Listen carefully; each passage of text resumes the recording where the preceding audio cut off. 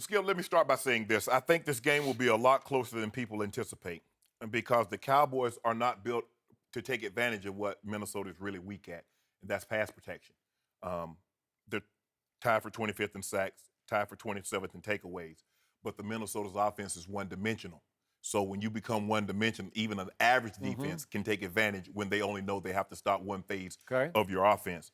But the Vikings defense, they're second in score and third in total D. So this is going to be basically a matchup of strength versus strength. It baffles me that for the first time in the 97-year history of the National Football League, a team has won 4 straight games in which they did not generate a turnover. That's what the Dallas Cowboys have done.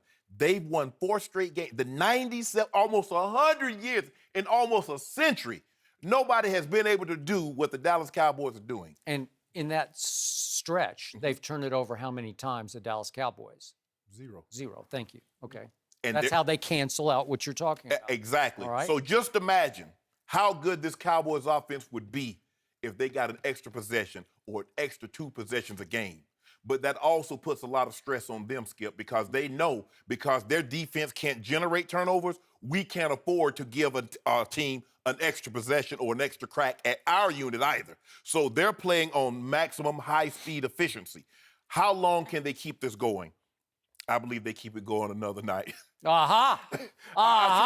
Skip, I tried. Did I just hear what I just heard? I was trying.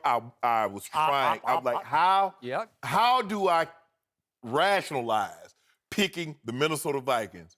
And I was like, maybe Fran Tarkin is the quarterback. Maybe Tommy Kramer came back and played. But then I look to my left and I see number 8 with those floppy sleeves. Can't do it. No way. Nope. Can't do it. But I think the game will be closer than people think. I'm going to say 27-23 Cowboys on a late touchdown. Okay, but you say closer than people think. Dallas is only a 3-point favorite, so you've got them covering the point spread, right? I believe Minnesota will have a lead late, and Dallas will do enough to come back because I just can't. I just don't have a whole lot of faith in Sam Bradford.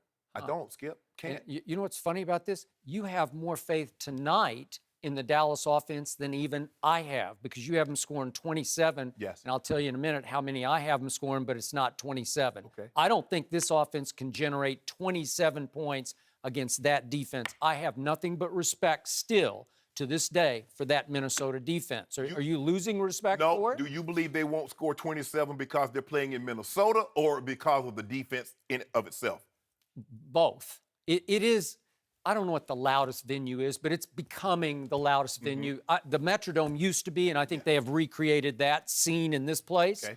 And again, I know outdoors at Seattle can be ear-splitting, but this place, they're all saying, is just, it's just a noise, it's an echo chamber. Right. So it's hard to run your offense consistently in an echo chamber. So this defense is, it's second in the NFL in scoring defense. Okay, well, that's pretty great to Seattle, right? Yeah, it's very good. Third in total D. Okay, and Xavier Rhodes, I don't know if anybody's noticed, is he not becoming maybe the best cornerback in football? He's playing well. He is 6'1", 220. Xavier Rhodes, 25th pick in the draft out of Florida State. Now, his 4th year, hasn't made a Pro Bowl, but he's going to make one this year, right? He might make All-Pro this year.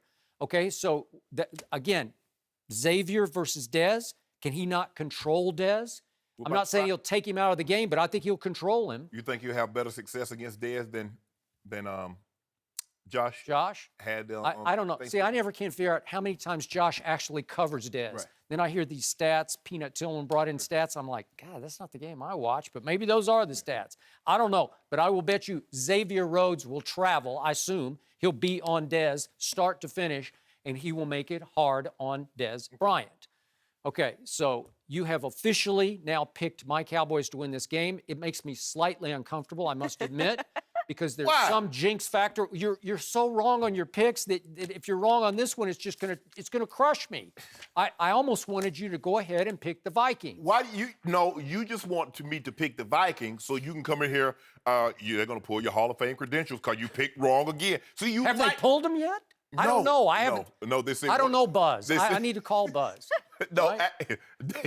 David Baker is the president. David Baker. Yeah, he's the Yes, president of the Hall of Fame. Well, did he call you and No. at least warn you that he was thinking about it? It's like The Price is Right. Once you buy a prize, it's yours to keep. It is? So once you're in there, you're there to stay. Okay. Well, I'm slightly uncomfortable with your pick, but I do appreciate the fact I think you're coming around because this, as you say, this is going to be a closer game than maybe people think, but it's a tough game because to me, it's a here we go again kind of game on the road against a really good defense, a team that is desperately hanging on to its playoff life, right? Right. And now, as Joy points out, I don't know what's going to, God bless Mike Zimmer, I hope he's okay, but if he can't coach, will they play higher and harder for him just because they'll be emotional because they're fearful of what's happening to his eye, which he hurt during a game against the Bears? He was watching this too. He was watching Yeah. Sam Bradford play offense. Well, And okay. his eyes started All right. bothering him. Mine hurt too from watching it. All right, so I'm just going to throw it right out on the table. I still like my Cowboys to win a close, low-scoring game, and I feel really good about them winning a close, low-scoring game. My conviction level on scale of 1 to 10 is an 8 for this game. So I'm pretty confident in my pick this time, even though, as I told you, I have great respect for the Vikings defense. And I remind you, we just saw them on Thanksgiving Day. Did you get to watch the early game? Yes. And my God, I watched Matt Stafford, who I thought could be explosive at home. He had 10 points through 3 quarters. He wound up winning the game 16-13 because that guy, Sam Badford, as I call him occasionally, Sam Badford. But you want me to pick him against Okay. the Cowboys. All right, but again, I'm talking about you just nailed it. It's strength versus strength. Yeah. And so it should be a good matchup for Minnesota.